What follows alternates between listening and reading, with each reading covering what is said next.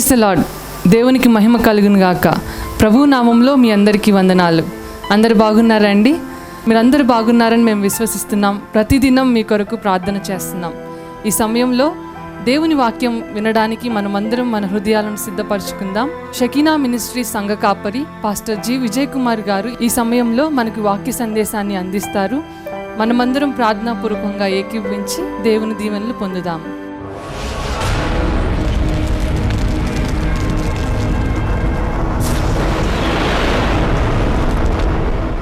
రోజు మనం వాక్యం చదవకపోతే, రోజు మనం ప్రార్థన చేయకపోతే, ఈ వారం అంతా కూడా మనం సహవాసంలో ఉండకపోతే మనం అందరం కూడా అటువంటి సోమరి చేనులాగానే మార్చబడతాం. జాగ్రత్తగా గమనించండి. ఈ ఒక్కరోజు నేను ప్రార్థన చేయకపోతే ఏమవుతుందనుకోబాకండి. ఒక్కరోజు నువ్వు ప్రార్థన చేయకపోతే ఒక ముండ్లతప్ప ప్రారంభమైంది. రెండో రోజు ప్రార్థన చేయకపోతే ఆ ముండ్లతప్ప ఇంకొంచెము ఎదిగింది, ఇంకొంచెము ఒక ముళ్ళు వచ్చింది. మూడో రోజు చేయకపోతే ఇంకొక ముళ్ళు వచ్చింది. జాగ్రత్త, ఇవన్నీ పెరుగుతూ ఉంటాయి. నువ్వు చేస్తుంటే అవన్నీ తొలగించబడతా ఉంటాయి. నువ్వు ప్రార్థన చేస్తుంటే, నువ్వు వాక్యం చదువుతుంటే, నువ్వు దేవుని సన్నిధిలో ఉంటే అవన్నీ తొలగించబడతాయి. అప్పుడు నీ పొలములో దీవించబడిన పొలము, యెహోవా ఆశీర్వదించిన పొలము, యెహోవా ఆశీర్వదించిన చేని సువాసన అనుభవాన్ని నువ్వు అనుభవిస్తావు. ఆ సువాసన నీ కుటుంబం అంతటికి దీవెనకరంగా ఉండును గాక. దీవించబడిన చేను ఎలా ఉంటుందండి? పచ్చగా. నేనైతే నా దేవుని మందిరంలో పచ్చని ఒలీవ మొక్క వలె ఉంటాను, ఒలీవ చెట్టు వలె ఉంటాను. మన కుటుంబం అంతా కూడా దేవుని మందిరంలో ఎలా ఉండాలండి? పచ్చని ఒలీవ మొక్కల వలె ఉండాలి దేవుడు కోరుకుంటున్నాడు. ఈ పొలము ఒకటేమో యెహోవా చేత ఆశీర్వదించబడిన వాని పొలము, రెండవది సోమరి వాని పొలం. మన కుటుంబము, మన ఆత్మీయ జీవితము, మన సంఘము ఎలాగుందో ఒకసారి జ్ఞాపకం చేసుకోండి. దేవుని కృపలన మనం పైన ఈ మందిరం విస్తరణ కార్యక్రమం చేపట్టాము. ఇక్కడ ఎంతమంది కూర్చుంటున్నామో దీనిలో ఇంకా ఎక్స్ట్రా 50% అక్కడ కూర్చునే అవకాశం ఉంది. మరి ఆ స్థలం అంతా ఖాళీగా ఉంటే మనం ఏం చేయాలంటే ఆత్మల భారం కలిగి ప్రయాసపడి ఆత్మలను ఆ స్థలానికి నడిపించాలి. అప్పుడు ఆ స్థలం అంతా కూడా నిండిపోయేది. నూతనంగా విత్తనాలు మనం నాటాలి, నూతనంగా మొక్కలు రావాలి, నూతనంగా అవి ఫలించాలి. ఒకరోజు విత్తనం పెట్టగానే మొక్క వచ్చిందా? ఏమండి, విత్తనం ఇవాళ పెట్టంగానే ఈరోజు మొక్క వచ్చిందా? రాదు. దాని టైంలో అది వచ్చింది. కాబట్టి మనము అలసిపోకుండా విత్తనాలు విత్తుట అనేది నేర్చుకోవాలి. కన్నీళ్లతో విత్తనాలు విత్తేవారు సంతోష గానముతో పనులు మోసుకుంటారు. మీ కుటుంబంలో నీ కుటుంబ సభ్యులందరికీ చెప్పాలి, వాక్యం చెప్పాలి. పాస్టర్ గారు నేను చెబుతుంటే వింటలేదండి, అందుకని పాస్టర్ గారిని పిలవాలి, వాక్యోపదేశకుల్ని పిలవాలి, మీ ఇంట్లో వాళ్ళని కూర్చోబెట్టుకోవాలి, కాస్త వివరంగా మాట్లాడాలి, వాళ్ళతో వాక్యంని తర్కించాలి, వాక్యమును వివరించాలి, వాక్యమును బోధించాలి, ప్రార్థన చేయాలి. అప్పుడు నీవు చేసే పని విత్తటం అనేది కార్యక్రమం అయిపోయింది. ముందు విత్తితేనే ఆ తర్వాత మొక్క వచ్చింది. విత్తకుండగానే మొక్క రావాలంటే వచ్చిందా? మామిడికాయ తిన్నావు, రసాల బంగిన పిల్లల నీకు ఏది కావాలో కోరుకున్నావు, తెచ్చుకున్నావు, తిన్నావు, ఫ్రిడ్జ్లో పెట్టుకొని తిన్నావు. ఇప్పుడు విత్తనం ఏం చేయాలి? దాన్ని నాటే టైంలో నాటాలి. నాకు ప్రతి సంవత్సరం మామిడికాయలు కావాలంటే నువ్వు విత్తనం నాటితే, నీ ఇంట్లో ఖాళీ స్థలం ఉన్నప్పుడు విత్తనం నాటితే ఆ మొక్క వచ్చింది. ఆ మొక్కను సంరక్షిస్తే అది పెరిగిద్ది. మొక్కల్ని ఎట్లా పెంచాలో తెలుసా? ఒక ఆయన అంటున్నాడు, మొక్కల్ని పిల్లల్ని పెంచినట్టుగా పెంచామండి. దేవునికి స్తోత్రం అండి, హల్లెలూయా. ఈ సంవత్సరం ఈ జూన్ నెలలో ఒక మంచి తీర్మానం చేసుకుందాం. మన చేతితో మనం కనీసం 3 మొక్కల్ని నాటి వాటిని పెంచుదాం. దేవునికి స్తోత్రం. ఏ మొక్కలైనా సరే 3 మొక్కలు నాటండి, మీరు పెంచండి. ఈ 3 మొక్కల ద్వారా చాలామందికి ఆక్సిజన్ వచ్చింది. మొట్టమొదట ఆక్సిజన్ వచ్చింది. ముందు మామిడికాయ నేను చెప్పట్లేదు, ముందేమొచ్చిందండి? ఆక్సిజన్ వచ్చింది. అది మీకు తెలీదు, అది మీకు కనపడదు, కానీ చాలామందికి మీ కుటుంబానికి దీవెనకరంగా ఉంటుంది. దేవునికి స్తోత్రం అండి. మన ఇంట్లో మనం పెంచిన ఖాళీ స్థలం ఏమాత్రం కొంచెం ఉన్నా సరే, పాస్టర్ గారు మాదంతా కాంక్రీట్ జంగిల్ అండి అని, నిజమే, అంత నేలే కనపడలా, అయినా సరే పూల మొక్కలను పెంచండి, అయినా సరే ఈ కుండీలని పెంచండి, అయినా సరే ఇంట్లో అయినా పెంచండి. ఏదైనా సరే మనకు తెలియకుండానే మన ఆరోగ్యం మీద ప్రభావం చూపిస్తారు. నిన్న డిపార్ట్మెంట్లో ఒక రోజు గుర్తు చేశారు, ఏంటంటే వరల్డ్ నో టొబాకో డే. అంటే పొగాకు రహిత దేశముగా మన ప్రాంతాన్ని మార్చాలి. పొగాకు రహితం అంటే ధూమపానం, పొగ తాగటం, చుట్టా బీడి, సిగరెట్టు. ఇంకా అలాగనే పొగాకు ఉత్పత్తులు దేనిలో వాడుతున్నారు? మత్తు పదార్థాలన్నింటిలో వాడుతున్నారు, కైనీళ్ళు వాడుతున్నారు, గుట్కాల్లో వాడుతున్నారు, ఇంకా మత్తు పదార్థాలు కలిగించే వాటి అన్నింటిలో కూడా పొగాకు వాడుతున్నారు. చివరికి కొన్ని కిళ్ళీల్లో కూడాను వాడుతున్నారు. ఈ మత్తు పదార్థాలు అన్నిటి వలన మన శరీరానికి, మన ఆరోగ్యానికి ఎటువంటి ప్రభావం కనబడతా ఉంది, దాన్ని తొలగించుకోవాలి అని ఒక అవేర్నెస్, అవగాహన కలిగించడానికి నో టొబాకో డే అని నిన్న పెట్టారు. గమనించండి, దాంట్లో ఒక స్లోగన్ ఏం పెట్టారంటే, పొగాకు ఉత్పత్తులు ముందు చుట్టా బీడి సిగరెట్టు మొదట నువ్వు కాలుస్తున్నావు, తర్వాత అది నిన్ను కాల్చిద్ది, అది నీ కుటుంబాన్ని కాల్చిద్ది కదా. సిగరెట్ తాగే వాళ్ళు ఏమనుకుంటారు అనుకుంటున్నారు, కానీ అసలు నీ లైఫ్ని అదేం చేస్తుంది, ఆ సంగతి తెలియట్లా. స్టైల్గా చేతిలో పట్టుకొని కాలు మీద కాలు వేసి ఆ హీరో తాగినట్టుగా నేను తాగుతున్నాను అనుకుంటున్నాడేమో, కానీ అది నిన్ను జీరో చేస్తున్న సంగతి మాత్రం మర్చిపోవాలి. ఆ పొగాకు తాగే వాళ్ళకి, సిగరెట్ తాగే వాళ్ళకి వారి ఊపిరితిత్తులు అనారోగ్యం పాలైపోతున్నాయి. ప్రేమ దేవుని బిడ్డలారా గమనించండి, యెహోవా దీవించిన చేని సువాసన మన జీవితాలు, మన కుటుంబాలు, మన బిడ్డల బ్రతుకులు అలాగున మార్చబడను గాక. చూడండి, మన తండ్రి బిడ్డ కూర్చొని మాట్లాడే పరిస్థితులు ఉన్నాయా ఇళ్లలో? కనీసం ఫోన్లోనే మనం మాట్లాడుకోగలుగుతున్నామా? చిన్నపిల్లగా ఉన్నప్పుడే మనం వాళ్ళకి చెప్పాలి, ఇదిగో నీ జీవితాన్ని ఇలాగన సరి చేసుకోవాలి, ఇలాగన సిద్ధపరచుకోవాలి, విత్తే సమయంలో విత్తుకోవాలి, చదివే సమయంలో చదవాలి, ఎగ్జామ్స్ వచ్చినప్పుడు టెన్షన్ పడకుండా ఉంటావు. చదవాల్సిన టైంలో చదవకపోతే రేపు ఎగ్జామ్స్ రాగానే టెన్షన్ పడుతూ ఉంటాం. పిల్లలు ఎదుగుతున్నప్పుడు వారి కోసం మనం జాగ్రత్త తీసుకోవాల్సిన సమయంలో జాగ్రత్త తీసుకోవాలి, లేకపోతే వాళ్ళ ఎదుగుదల ఏమీ ఆగిపోదు. నువ్వు జాగ్రత్త తీసుకోలేదు కదా అని చెప్పేసి పిల్లల ఎదుగుదల ఆగిపోదు, పరిస్థితులు ఆగిపోవు.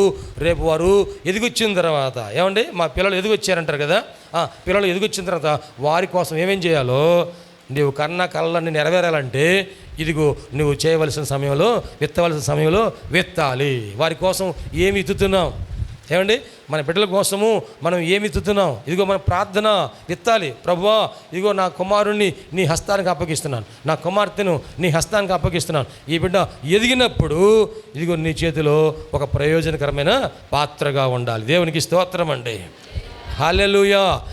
నా కుమారుడు ఎదిగినప్పుడు ఆ బిడ్డ నా కుటుంబానికి ఒక దీవెనకరమైన పాత్రగా ఉండాలి, నా సమాజానికి ఒక దీవెనకరమైన పాత్రగా ఉండాలి, మా సంఘానికి దీవెనకరమైన పాత్రగా ఉండాలి. మనము వారికి చిన్నప్పుడు ఏమి చేయవలనో ఆ విషయాల్లో మనము చేయాలి.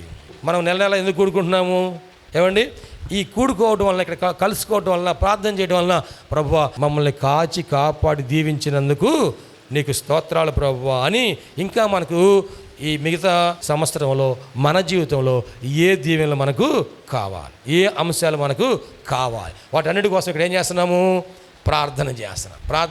ప్రభువా ఇదిగో ఈ నెలలోనైనా మా కార్యం సఫలం చేయ ప్రభా, ఈ నెలలో నా కార్యము సఫలం చేయ ప్రభా. ఈ నెలలో వర్షాలు ప్రారంభమవుతున్నట్టుగానే మా జీవితాల్లో మీ దీవెనలు కూడాను ప్రారంభించిన ఆయన దేవునికి స్తోత్రం. తొలకరి వర్షాలు మా దేశం మీద కుమ్మరించబడుతున్నట్టుగా, మా ప్రాంతం మీద కుమ్మరించబడుతున్నట్టుగా ఆ తొలకరి ఆశీర్వాదాలు మా జీవితాల్లో కుమ్మరించు ప్రభువా, మా బ్రతుకుల్లో కుమ్మరించు ప్రభువా. దేవునికి మహిమ కలుగునుగాక. హల్లెలూయా. మత్తయి సువార్త 13వ అధ్యాయము 38వ వచనం చదువుకుందాం. పొలము లోకము మంచి విత్తనములు, రాజ్య సంబంధులు, గురుగులు, దుష్టిని సంబంధులు, వాటిని విత్తిన శత్రువు అపవాది, కోత యుగ సమాప్తి, కోత కోయివారు దేవదూతలు, గురుగులు ఎలాగో కూర్చబడి అగ్నిలో కాల్చివేయబడునో అలాగే యుగ సమాప్తి యందు జరుగును. అలాగునని యుగ సమాప్తి యందు జరుగును. ఇక్కడ ప్రభువారు చెబుతున్నారు 38వ వచనంలో మనం చదివినట్లయితే, అక్కడ ఈ పొలం అనేది లోకానికి సాదృశ్యం. అంటే ఒక విత్తనాలు వేసి ఆయన విత్తనాలు విత్తుకుంటూ వెళ్ళాడు. కొన్ని విత్తనాలు ఎక్కడ పడినాయి? కొన్ని విత్తనాలు త్రోవ ప్రక్కన పడినాయి, మరికొన్ని ఎక్కడ పడినాయి? ముండ్ల తుప్పల్లో పడినాయి. మరికొన్ని విత్తనాలు ఎక్కడ పడినాయి? రాతి నేల. మరికొన్ని విత్తనాలు ఎక్కడ పడినాయి? మంచి నేలలో పడినాయి. ఈ మంచి నేలలో పడిన విత్తనాలు కూడాను ఎలా మొలకెత్తినాయి అంట? కొన్ని 30 అంతలుగాను, కొన్ని 60 మరికొన్ని అన్నీ 30 కాదు, అన్నీ 60 కాదు, అన్నీ 100 కాదు కదండి. క్లాసులో 40 మంది పిల్లలు ఉన్నారు. 40 మంది పిల్లల్లో కొంతమందికి 30 మార్కులు వచ్చినాయి, కొంతమందికి 60 మార్కులు వచ్చినాయి, కొంతమందికి మాత్రమే 100 వచ్చినాయి. గమనించారా? ఈ 60 ఎవరికి వచ్చినాయి, 100 ఎవరికి వచ్చినాయి, 30 ఎవరికి వచ్చినాయి? ఒక అనాలిసిస్ చేస్తే ఎందుకని మన బిడ్డలకి ఆశించిన రీతిలో వారు ఆశీర్వాదం పొందటం లేదు? దేవునికి దూరంగా ఉన్నారా, దగ్గరగా ఉన్నారా? దేవునికి ఆ ఆశీర్వాదాలు యెహోవా దీవించిన చేను, దేవుని దీవెనలు వీరు పొందకపోవడానికి కారణం ఏంటి? గమనించండి. ఈరోజున పిల్లలు లోకంలో కలిసిపోతున్నారు, ఈ పొలంలో కలిసిపోతున్నారు, లోకంలో కలిసిపోతున్నారు. లోకంలో ఏముందంటే లోకాశ, నేత్రాశ, జీవపుడమ్మము. ఈ లోకం అనే పొలంలో వారి దేవుని వాక్యము చదువుతున్నారా, చదవట్లేదా? చదివితే మంచి సారవంతమైన నేలలో పడినట్టుగా హృదయంలో వాక్యము ప్రవేశించాలి. అది కూడా నువ్వు హృదయంలో ప్రవేశించిన తర్వాత 100 కొన్ని మాత్రమే ఫలిస్తున్నాయి. మన బిడ్డలు 100 ఫలం పొందినట్లుగా మనం వారిని సిద్ధపరిచే బాధ్యత మనం తీసుకోవాలి. దేవునికి స్తోత్రం అండి. హల్లెలూయా. ఉదయాన్నే షకీనా ఫ్యామిలీ ప్రేయర్ జరుగుతూ ఉంది, జూమ్ మీటింగ్ జరుగుతుంది. అందులో అందరు కూర్చొని మనం ప్రార్థన చేయాలి. సాయంత్రం జరగట్లా, సాయంత్రం మీ ఇంట్లో మీరే ఏర్పాటు చేయాలి. సాయంత్రం మీ కుటుంబం అంతా మీరు కలిసి ప్రార్థన చేయాలి. మీ కుటుంబం అంతా మీరు కలిసి ప్రార్థన చేస్తూ ఉండాలి. మనం కలిసి ప్రార్థన చేసే కుటుంబం కలిసి ఉంటుందంట. దేవునికి స్తోత్రం అండి. కలిసి ప్రార్థన చేసే కుటుంబం ఏముంటుందండి? కలిసి ఉంటుంది. ఈ కుటుంబంలో ఈ రోజున కుటుంబం అంతా కలిసే ఉన్నారు కానీ మనసులు కలవట్లా. జాగ్రత్తగా గమనించండి. తల్లి, తండ్రి, కుమారుడు, కుమార్తె వీరందరూ ఒకే ఇంట్లో ఉంటున్నారు, ఒకే రూఫ్ కింద ఉంటున్నారు, కానీ వారి మనసులు, నలుగురి మనసులు 4 దారుల్లో వెళ్తున్నాయి. కారణం ఏంటంటే నలుగురు దేవుని మార్గంలో నడుచుకోపోవటం వలన. ప్రియ దేవుని బిడ్డలారా, మనము కుటుంబ బాధ్యతగా, మన యొక్క బాధ్యతగా తల్లిగా, తండ్రిగా మనం బిడ్డలను సమకూర్చి వారికి ప్రార్థన నేర్పించాలి, వాక్యం తెలియజేయాలి, మనం విన్న సాక్ష్యాలన్నీ వారికి చెప్పాలి, దేవుడు చేసిన కార్యాలు చెప్పాలి. దేవుని కార్యాలు వారు వినుట వలన విశ్వాసము కలుగుతుంది. దేవునికి మహిమ కలుగునుగాక. హల్లెలూయా. ఎప్పుడైతే మనము కుటుంబముగా ఏకీపిస్తామో, ఆ కుటుంబము దేవునికి లోబడతారో అప్పుడు ఆ కుటుంబము మరలా అది చిగురిస్తూ ఉంటుంది. మనకు ఒక సందర్భం తెలుసు. రూతు ఏ పొలంలోకి వెళ్ళిందండి? రూతు ఏ పొలంలోకి వెళ్ళింది? రూతు కుటుంబము అంటే అప్పుడు రూతు భర్తను కోల్పోయింది, నయోమి భర్తను కోల్పోయింది. ఇప్పుడు వారి జీవితాలు ఎలాగున్నాయండి? మోడుబారిన జీవితాల్లాగున్నాయి. ఇప్పుడు వారు ఒక మంచి నిర్ణయం చేసుకున్నారు, యెహోవా దర్శించుచున్న స్థలానికి మనము వెళదాం. దేవునికి స్తోత్రం చేద్దామా? అప్పటి వరకు ఎక్కడున్నారు వారు? మోయాబు దేశంలో ఉన్నారు. దేవుడు విడిచిపెట్టిన స్థలానికి వెళ్ళారు. దేవుడు సహాయము పొందని స్థలంలో వారు ఉన్నారు. దేవునికి దూరమైన పరిస్థితుల్లో వారు ఉన్నారు. ఒక తీర్మానం చేసుకున్నారు, మనం ఇక్కడ ఉండ మంచిది కాదు. బెత్లెహేములో యెహోవా దర్శించుచున్నాడు, ఎక్కడైతే దేవుడు దర్శిస్తున్నాడో అక్కడికే మనము వెళదాం. దేవునికి స్తోత్రం. హల్లెలూయా.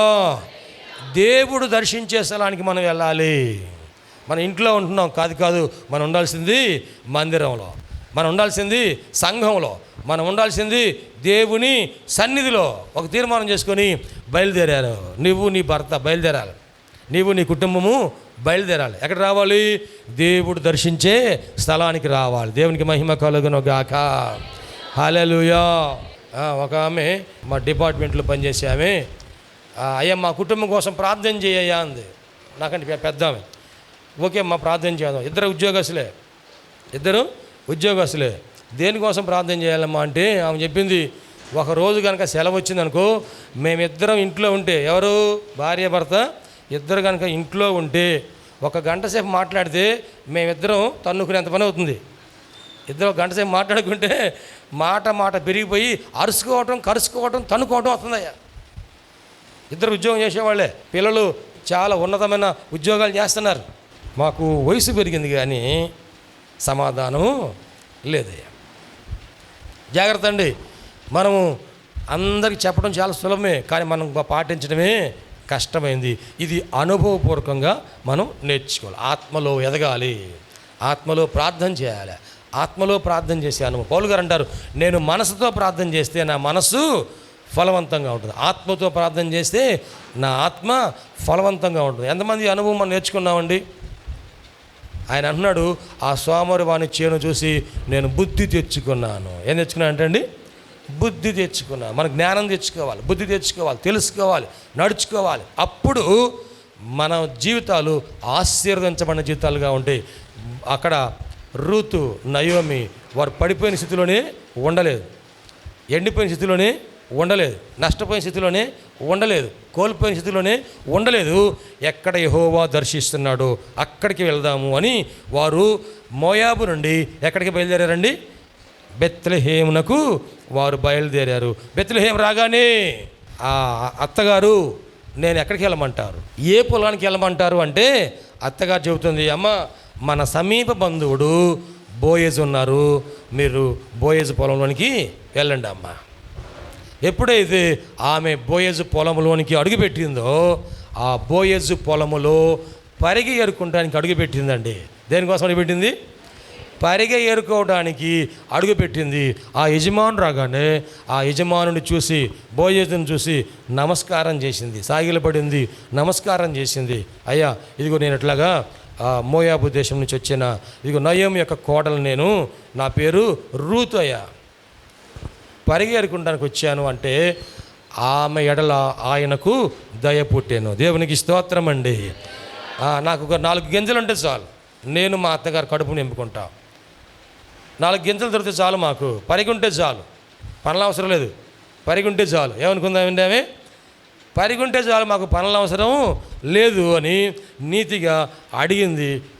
ఆమె ఆ పరిగె ఏరుకుంటా ఉంటే ఆయన అంటున్నాడు, అమ్మా నా పొలములో ఈ కోత అంతా అయిపోయేదాకా, ఎవల కోత అయిపోయే వరకు కూడా నువ్వు ఇక్కడే ఉండి నిలకడగా ఉండు, నా పొలములో నిలకడగా ఉండి నువ్వు పరిగా ఏరుకో. దేవునికి స్తోత్రం. ఈరోజు నాకు ఉంటే చాలనుకుందామే, ఈరోజు కాదు, ఈ పంట కాలం అంతా కూడా దేవునికి మహిమ కలుగును గాక. ఈ కోతకాలం అంతా కూడా నువ్వు పరిగె ఏరుకోమని చెప్పాడు. ఇంకా అన్నాడు, ఇదిగో ఈమె దాహం అయితే ఆ కొండలైతే వచ్చింది, అక్కడ నా సేవకులు నీళ్లు చేదిపోసారు, ఆ నీళ్లు తాగడానికి ఎవరు అభ్యంతరము చెప్పవద్దు. ఇదిగో నా సేవకులు అక్కడ పనివారు అందరూ అక్కడ భోజనం చేస్తారు, నువ్వు కూడా వచ్చి అక్కడ భోజనం చేయమ్మా. ఇదిగో సాయంత్రం వరకు కూడా పరిగె ఏరుకున్నదంతా ఇంటికి తీసుకెళ్ళిపో. ఆమె ఈ ఒక్క పూట నాకు పరిగెరుకునే అవకాశం వస్తే చాలు అనుకుంది. కానీ పరిగెరుకోవటమే కాదంట, నీళ్లు తాగొచ్చంట, భోజనం చేయొచ్చంట, ఏరుకున్న పరిగంతా వెంట పెట్టుకుని తీసుకెళ్ళొచ్చంట. కోసేవారిని అంటున్నాడు, మీరు అన్నీ కూడాను ఆ పరిగె ఏరుకునే వారికి ఏమి లేకుండా మొత్తం తీసుకెళ్ళకండి, కొంత వదిలేస్తూ ఉండండి. ఇదిగో వెనకాల ఏరుకునే వాళ్ళు ఏరుకుంటారు. దేశంలో పేదవాళ్ళు చాలామంది ఉన్నారు, వాళ్ళకు కూడా కొంచెం మీరు వదిలేస్తూ ఉండండి, వాళ్ళు ఏరుకొని తీసుకుని వెళ్ళచ్చు. ఇప్పుడు ఆ పొలంలో ఆమె ఆశీర్వదించబడింది. చివరికి ఆ పొలానికి పరిగె ఏరుకుంటానికి వచ్చినటువంటి ఆమె ఆ పొలానికి ఏమైందండి? యజమానురాలుగా మార్చబడింది. దేవునికి స్తోత్రం. హల్లెలూయా, హల్లెలూయా, హల్లెలూయా. చూడండి, మనం ఒక చిన్న కంపెనీలో మనం చేరామనుకోండి. మన భోగి శాంతారావు గారు వచ్చారు. భోగి శాంతారావు గారు వచ్చి ఆ పని వారికి అవన్నీ వివరించి చెబుతూ ఉన్నాడు. అలాగనే మా అందరిని కూర్చోబెట్టి చెప్పారు, ఒక కంపెనీలో నెలకి 650 రూపాయల జీతంతో ఒక ఇంజనీర్గా, దాంట్లో ఒక సూపర్వైజర్గా దానిలో నేను ఉద్యోగం చేరానండి. నెలకి 650 రూపాయల జీతంతో దాంట్లో చేరాడు. ఇంజనీరింగ్ చదివిన ఆయన ఆ రోజుల్లో, ఇప్పుడు ఆయనకి 69 సంవత్సరాలు. ఆయన ఆ రోజుల్లో ఇంజనీరింగ్ చదివి 650 రూపాయలకి ఆ కంపెనీలో జాయిన్ అయిన తర్వాత దేవుడంట అంచెలంచెలుగా ఆయనకి జ్ఞానం ఇచ్చి, ఆ పని చేసే నైపుణ్యం ఇచ్చి, బెసలేలకు ఇచ్చినటువంటి జ్ఞానంతో దీవించి ఆయన్ని ఉన్నతమైన స్థితిలోకి నడిపించాడు. ఎంతవరకు నడిపించాడయా అంటే ఆ కంపెనీకి ఓనర్గా ఉండే పార్ట్నర్గా దీవించాడంట. దేవునికి స్తోత్రం అండి. హల్లెలూయా. ఆ కంపెనీకి ఉన్న ఓనర్స్లో ఒక ఓనర్గా, ఆ పార్ట్నర్స్లో ఒక పార్ట్నర్గా ఆయన్ని ఆశీర్వదించాడు. అలాగనే ఆయన ఆ తర్వాత ఇంకా విస్తారముగా బిజినెస్ చేయడానికి ప్రభు సహాయం చేశాడు. అని అంటున్నాడు, నేను ఒక్క ప్రాజెక్ట్ చేస్తే దానిలో నాకు ₹1,00,00,000 మిగిలినాయండి. దేవునికి మహిమ కలుగునుగాక. ఎంత పెద్ద ప్రాజెక్టు, ఎన్ని వేల కోట్ల ప్రాజెక్టులు దేవుడిచ్చి ఆశీర్వదించాం. మనము దేవుని కృపలో మనం నిలబడితే ఆయన మనలను ఎంతగా ఆశీర్వదిస్తా అంటే ఊహించనంతగా. దేవునికి స్తోత్రం అండి. హల్లెలూయా. చూడండి, ఆమె పరిగెరుకుంటాకి వెళ్ళింది కదా, ఆమె ఇప్పుడు ఓనర్ అయిపోయింది. ఇప్పుడు ఆ చేలోనికి ఎవరన్నా పరిగెరుకుంటానికి రావాలంటే ఎవరిని అడగాలి? ఏమని అడగాలి? అమ్మగారు నేను కూడా పరిగెరుకుంటానమ్మా అని అడగాలి కదా. ఇప్పుడు ఆమె ఏమనుకున్నది? అమ్మ నేను కూడా ఒకప్పుడు నీకులాగానే పరిగెరుకుంటానికి వచ్చాను, కానీ దేవుడు కృప చూపించి నా జీవితాన్ని ఆశీర్వదించాడు కదా. మనమందరం కూడా ఒకనొక సమయంలో ఎటువంటి స్థితిలో ఉన్నామో ఉన్న స్థితిలో నుంచి ఉన్నతమైన స్థితికి దేవుడు మనలను నడిపించాడు. దేవునికి స్తోత్రం అండి. హల్లెలూయా, హల్లెలూయా. అటువంటి ఆత్మీయ జీవితంలో ఉన్నతమైన అనుభవంలోనికి మనం నడిపించబడాలి. మన కుటుంబము అలాగున దీవించబడాలంటే ఇంకొక మాట చెప్పి నేను ముగిస్తాను. రెబెకా ఇస్సాకు దగ్గరికి ప్రయాణమై వస్తుంది. ఎలాగున వివాహం చేసుకుంటానికి వస్తుంది, నూతన కాపురంలో అడుగుపెట్టడానికి వస్తుంది. ఎలాగ వస్తుంది? ఆమె ఒంటి మీద ఎక్కి వస్తుంది. ఆమె వస్తూ ఉంటే ఇస్సాకు ఏం చేస్తున్నాడు? ఏమండి ఇస్సాకు ఏం చేస్తున్నాడంట? నాకు మ్యారేజ్ ప్రపోజల్ కోసం వెళ్ళారు, నాకు భార్యను తీసుకొస్తున్నారు, ఆమె ఎలా ఉంటుందో అని అనుకుంటా ఏమైనా కాలక్షేపం చేస్తున్నాడా? ఏమండి ఆ వివాహం కాబోయే వాళ్ళందరూ కూడా ఆ మ్యాట్రిమోనియల్స్ వస్తూ ఉన్నారు. ఈ అమ్మాయి బాగుందా, ఈ అబ్బాయి బాగున్నాడు, ఇది ఈ సంబంధం బాగుందా, ఈ బాగుంది అని చాలా ఆ సంబంధాలు పెళ్ళిళ్ళు పెద్ద చేసేవాళ్ళు వాళ్ళందరూ ఉన్నారు కదా. పెళ్ళిళ్ళు ఏం పేరంటే పెళ్ళిళ్ళు పేరమ్మలు పేరయ్యలు వీళ్ళందరూ సంబంధాలు చూసుకుంటా ఇది బాగుందా అది బాగుందా, ఇదేమో అమ్మాయి బాగుంటేనేమో కట్నం తక్కువ ఇస్తున్నారు, కట్నం ఎక్కువ ఇస్తారంటేనేమో అమ్మాయి బాగోలేదు. ఇవన్నీ ఏమో ఆలోచన చేయట్లా. ఏం చేస్తారంట? సాయంకాల సమయంలో ఆయన ఊరిలో నుండి ఊరి బయటకు వచ్చి పొలంలోకి వచ్చి పొలములో ధ్యానం చేస్తూ ఉన్నాడు. గట్టిగా చెప్పలు కొడుతూ దేవునికి మహిమ చెల్లిద్దామా? ఈ పొలము ప్రార్థనా పొలం. దేవునికి మహిమ కలుగును గాక. ఈ పొలం ఏ పొలం అండి? ఇది ప్రార్థన. ఇస్సాకు ఆ పొలంలోకి వచ్చి అక్కడ మోకరించి ప్రార్థన చేస్తా ఉన్న టైంలో ఎదురుగా వస్తూ ఉన్నారు, ఒంటెల మీద వస్తూ ఉన్నారు. ఒంటెలు వస్తూ ఉంటే ఆ ఒంటెల మీద ముందు ఎలియాజరు వస్తున్నాడు. ఆ అబ్రహాం యొక్క దాసుడైన ఎలియాజరు వస్తున్నాడు. వెనకాల ఇదిగో మిగతా పరివారము 10 ఒంటెలు వస్తున్నాయి. ఆ ఒంటెల మీద వాళ్ళు తీసుకెళ్ళిన సామాగ్రి, అలాగనే ఆ ఒంటెల మీద ఇదిగో నూతనముగా వధువుగా రెబెకా ఆమె ఎక్కి వస్తూ ఉంటే ఇస్సాకు దగ్గర రాగానే ఎలియాజరు ఆపి ఒంటి దిగి వందనాలు చెబుతున్నాడు. ఈమె అడిగింది, ఎవరయ్యా ఆయన? ఎవరయ్యా అంటే, అమ్మ నీ కాబోయే వరుడు ఈయనే, నీ కాబోయే భర్త ఈయనే నా యజమాని కుమారుడైన ఇస్సాకు. దేవునికి మహిమ కలుగును గాక. ఇదిగో ప్రార్థన పొలములో వారు కలుసుకున్నారు, ప్రార్థనతో వారు ప్రారంభించారు. ఆ కుటుంబము ప్రార్థన ద్వారా ఆశీర్వదించబడింది. దేవునికి స్తోత్రం అండి. అబ్రహాము శారాలకు ఎలాగైతే వెంటనే సంతానం కలగలేదు, అలాగనే ఇస్సాకు రెబెకాకు కూడాను వెంటనే సంతానము కలగల. అయితే అప్పుడు రెబెకా అంది ఇస్సాకుతో, అయ్యా నాకు సంతానంలో గర్భఫలం లేదు కదా అనగానే వారిద్దరు కలిసి ప్రార్థన చేశారు. దేవుడు ఒకేసారి రెట్టింపు ఆశీర్వాదం ఇచ్చాడు. దేవునికి మహిమ కలుగును గాక. ఒకే కాన్పులో 2 బిడ్డలను ఇచ్చారు, 2 కుమారులు ఇచ్చాడు. ఎవరిని? ఏశావు యాకోబు, ఇద్దరిని ఒకే కాన్పు కవల పిల్లలుగా వారిద్దరిని దేవుడు రెట్టింపు ఆశీర్వాదం నింపాడు. ఈ రోజున ఈ జూన్ నెల 1వ తారీఖున ఇంతవరకు ఆ రెట్టింపు ఆశీర్వాదము పొందక మనం ఎంతమంది ఎదురు చూస్తున్నామో వారందరికీ కూడా ఈ నెలలో దేవుడు రెట్టింపు ఆశీర్వాదమును అన్ని విషయంలో దయచేయును గాక. యెహోవా ఆశీర్వదించిన చేని సువాసన వలె మన జీవితాలు, మన కుటుంబాలు ప్రభు దీవించెను గాక. దేవుడు ఈ మాటలు మన వినికిడిలో దీవించెను గాక.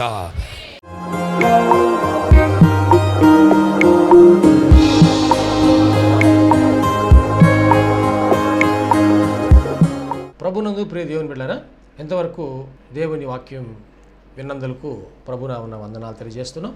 మనం అందరం ప్రార్థనలో ఏకీపిద్దాం. తలలు వంచి కళ్ళను మూసుకొని ప్రార్థనలో ఏకీపిద్దామండి. ప్రార్థించుకుందాం.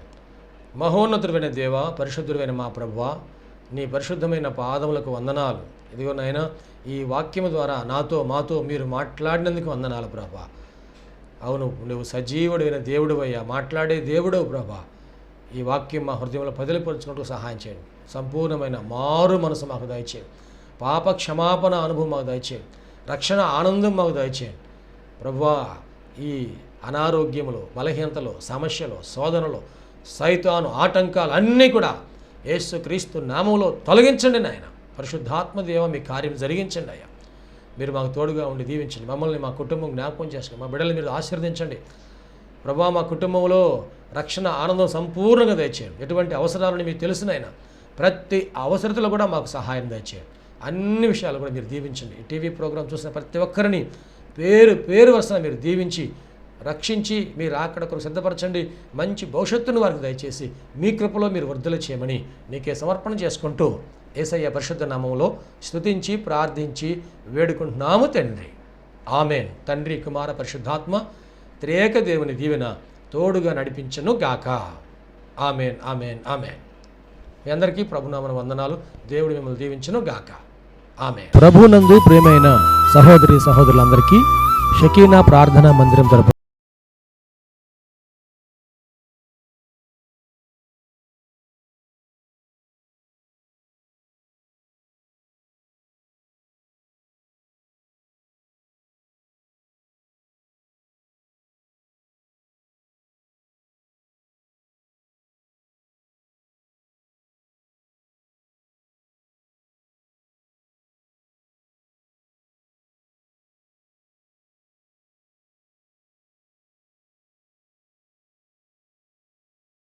నీ ప్రభావం మీ స్థలంలో ఉంచండి ప్రభువా. మేమందరం కలిసి చేతులెత్తి ప్రార్థన చేస్తుండగా నీ మహిమ కార్యము ఈ స్థలంలో జరిగేటట్లు సహాయం చేసి దీవించండి. షకీనా ప్రభువా సహవాసాన్ని మీరు ఆశీర్వదించి నీ కృప చూపించి మహిమకరంగా ఈ కార్యం జరిగించి దీవించము.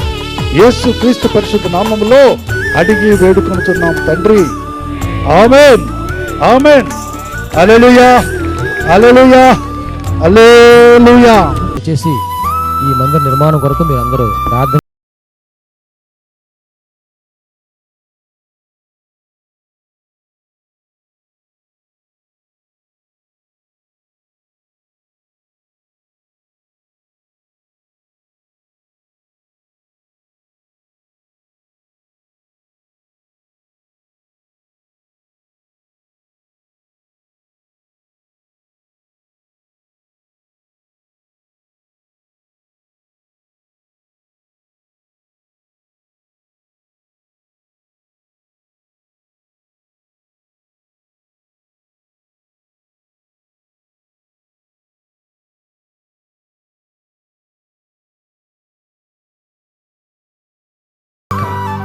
ఆమె.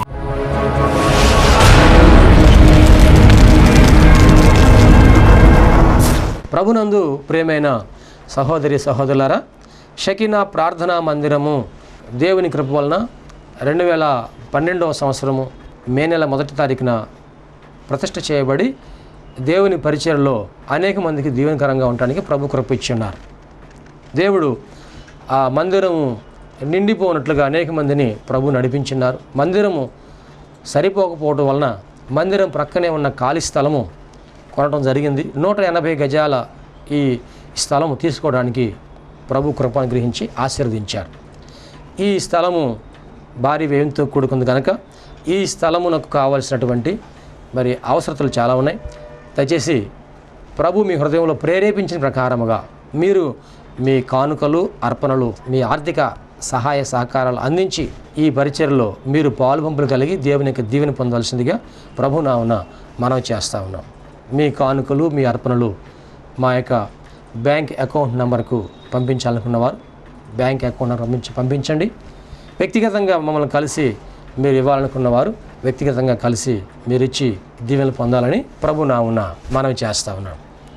ఈ దేవుని కార్యంలో మీరు పాలుపంపులు కలిగి ఉండడానికి ఇష్టపడుతున్నందుకు ప్రభునామమున వందనాలు తెలియజేస్తూ దేవుడు మిమ్మల్ని అందరినీ ఆశీర్వదించును గాక. అందరికీ వందనాలండి.